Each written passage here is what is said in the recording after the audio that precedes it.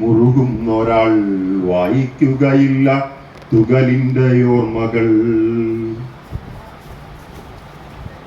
തകിലിന്റെ താളത്തിൽ തുള്ളുന്നൊരാൾ കേൾക്കുകയില്ല മൃഗത്തിൻ നിലവിളി. തബലയുടെ താളത്തിൽ മുറുകുന്നൊരാൾ വായിക്കുകയില്ല തുകലിന്റെ ഓർമ്മകൾ. പ്രണയമായി പീലി നൽകുന്നൊരാൾ കാണുകയില്ല വലിച്ചൂരിയതിൻ ചൊരപ്പാടുകൾ.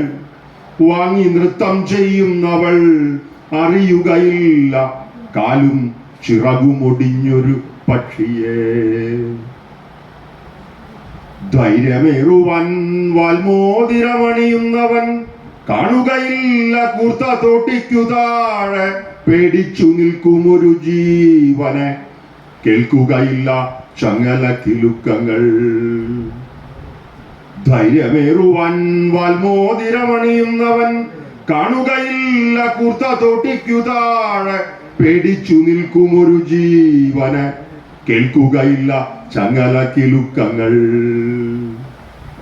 ഈ വരികൾ കേൾക്കുന്നയാൾ തകിലിന്റെ താളത്തിൽ തുള്ളുന്നൊരാൾ കേൾക്കുകയില്ല മൃഗത്തിൻ നിലവിളി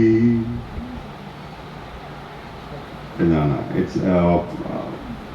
വായന എന്നാണ് കവിത. The title of the poem is Reading, and the poem is saying who is dancing the rhythm of a big drum. He is not hearing a cry of a animal. Normally all the old drums made by the skin of animals.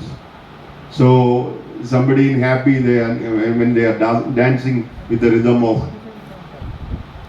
drums, they will not hear the cry of an animal. That's the first line. The second line, one who when the lover presents to his girl or boy in a peacock feather as a symbol of love, she not realizing that there is a pain of a bird for that feather. And in Kerala there is a custom, if you are in a fear